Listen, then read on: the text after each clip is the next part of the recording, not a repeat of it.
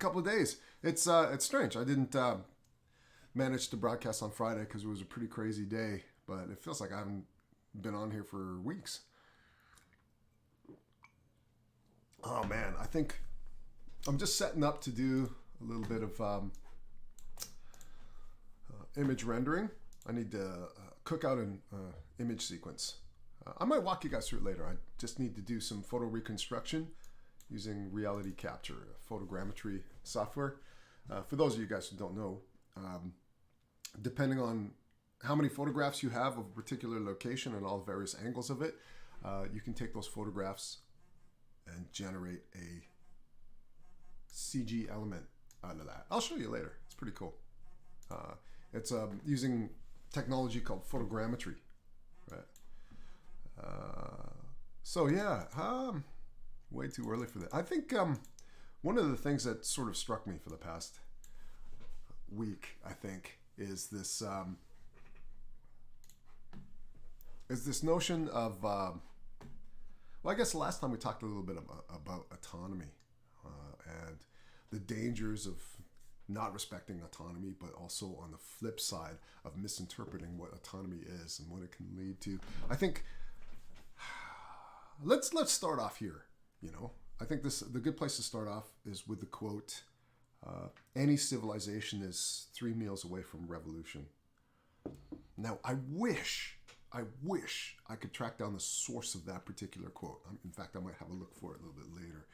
Because until I can track down the source of the quote, my only reference for that is from Red Dwarf. Something that Rimmer said, but it really struck me. Just because, especially in the context of Western civilization,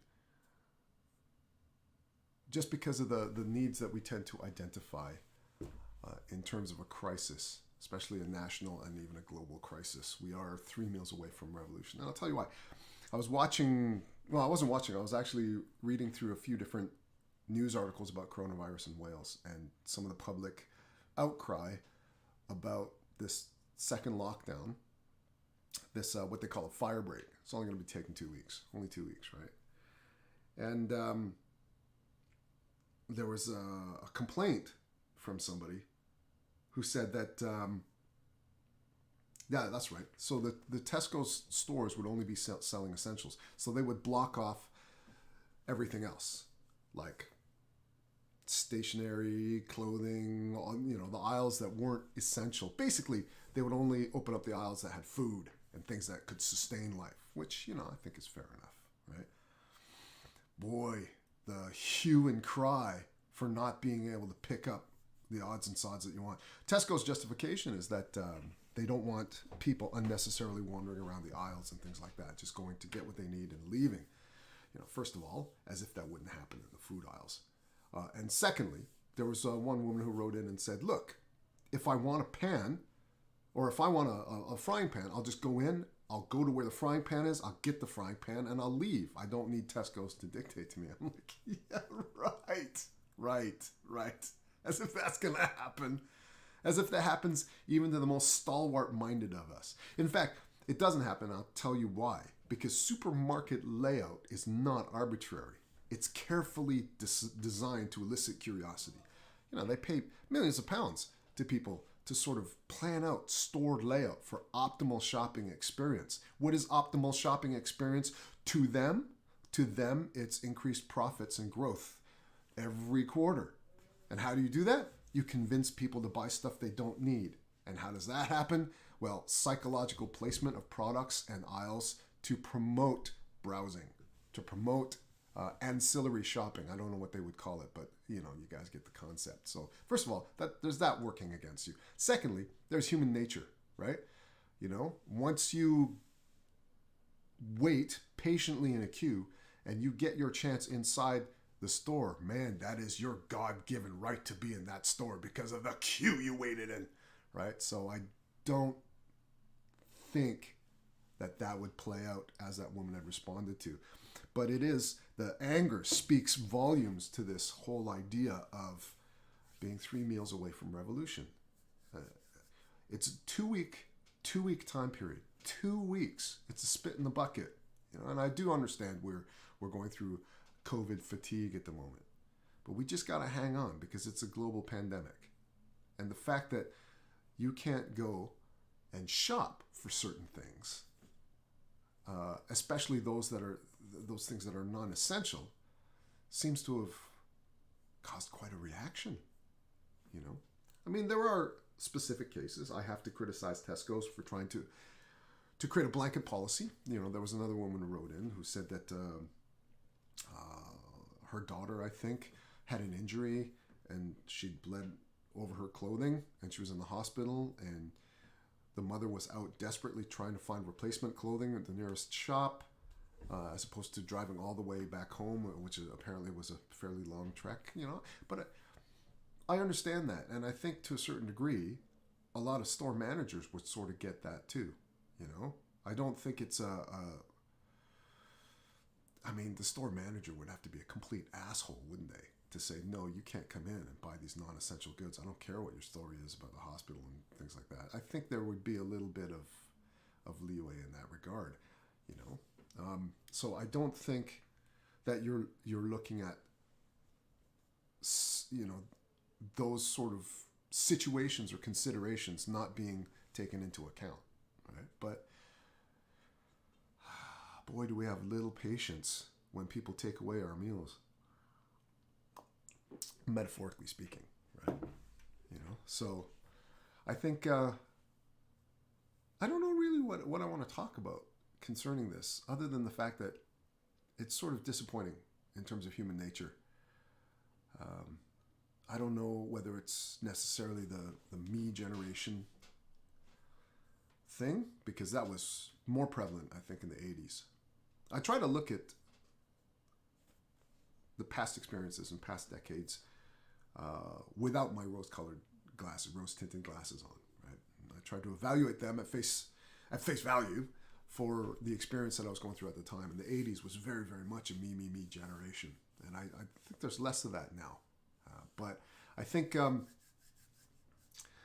it's troubling, though, that people will find any and every excuse to satisfy not just their primal needs, not just the lowest level on Maslow's hierarchy of needs, but just this fascination for things, right? People don't want to be cut off from their things, right? And again, I'm not talking to those of you out there who have necessities, right? But even then, I was musing about this the other day, and I was talking to my wife about it. You know, even in the face of a pandemic, we are luckier than most countries across this globe. I mean, our pandemic lockdown conditions are probably booming economies in some countries, you know? So for me personally, I don't think I'm suffering massively. I don't think I'm suffering hugely at all. You know, there are mild inconveniences where I crinkle my nose at, and it's just, oh, that's annoying. Oh, I can't do that. That's frustrating. That's cool. But I recognize it for what it is. Small, right? And you just go, oh, well, you know, I'll just get on with things as they are. And I'm sitting in a beautiful house. I've got a full belly, and I'm sitting in front of 3 computer monitors. And it's hard to kind of justify any sort of negativity towards coronavirus restrictions, because I think they're more than reasonable, especially in the face of what we're dealing with, in my humble opinion. I know other people are in different conditions. I have been there myself. I know what it is like when you have very little and you're suffering, right? So this is not what it's about. It's about this idea targeted more towards people who aren't doing that bad, and saying, look, we just need some patience, guys. We're going to get through this. And we are so desperate to satisfy those simple needs, we will make excuses for the pandemic.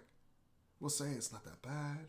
Well, there was a post where I read where it's not that much worse than the flu, right? On a ranking of 1 to 10, 1 being flu level, 10 being death, instant death. The coronavirus is somewhere like at a 2 or 3. That and you know, this was not scientific research. This was one poster judging the conditions of the globe by what they saw out their back garden window. That's what that was, right? It's like, sorry, I think if you talk to a coronavirus victim and their families, they'll probably shift that needle a little bit further towards the 10 than you, pal. You know? So it's kind of like, dude, and what if you're wrong? What if you're wrong, man? What if you're wrong and there's no cure yet? Fine, I'll take that gamble. I'll take the gamble and say, yeah, it's not that bad if there's a cure floating around. A cure, right? Because that's a nice little sensible safety net in case you're wrong. But if you say, it's nothing, it's like a 2 or a 3 on my scale of 1 to 10, and you're wrong, and you're disastrously wrong, how are you going to recover for that? Right? How are you going to make up for it? I think it's interesting. I think was it Sam Harris? One of the dark web intellectuals that have become quite popularized of late said that you should never steadfastly stand behind a decision that doesn't also have personal consequences for yourself. Or there's more validity, I think, if you stand steadfastly behind a decision that has personal consequences for yourself. Because anybody can say, look, this is that, and I'm making this decision because of that. But then if they're wrong and it doesn't affect them, they go, well, I was wrong. But I believed what I believed in, but I was wrong. But there's no personal consequence. And that seems to be, I think, maybe that's what I'm trying to talk about in this roundabout kind of way, is this concept of digital autonomy has changed the way we should interpret autonomy. Because everybody knows that the internet, and especially comments sections, is like the Wild West out there. You suddenly, not only can you exercise your freedom of speech, but because you have anonymity, you can use that freedom of speech as a weapon with zero repercussions, because nobody can find you. For all intents and purposes, you are Messy Hair 001, or whatever it is your moniker is on these comment sections, right? So there again, making a decision or voicing a steadfast opinion due to your freedom of speech, wonderful in its own right, but because there are no consequences to yourself, you are able to level any kind of opinion whatsoever. I think this is part and parcel why the whole viva voce process in academia is so important. It's this idea that if you do have an opinion, then you have to defend it against other like-minded people. And, you need to face personal scrutiny where your reputation is on the line and all this kind of stuff. And so it means a lot more, right? Anybody can say anything out in the ether. So I think there are two things that I was talking about this morning. It's this idea of me considering autonomy. Obviously, I enjoy autonomy, so there's no way I want to rescind that. I'm just reevaluating it in the context of our day and age. And this idea of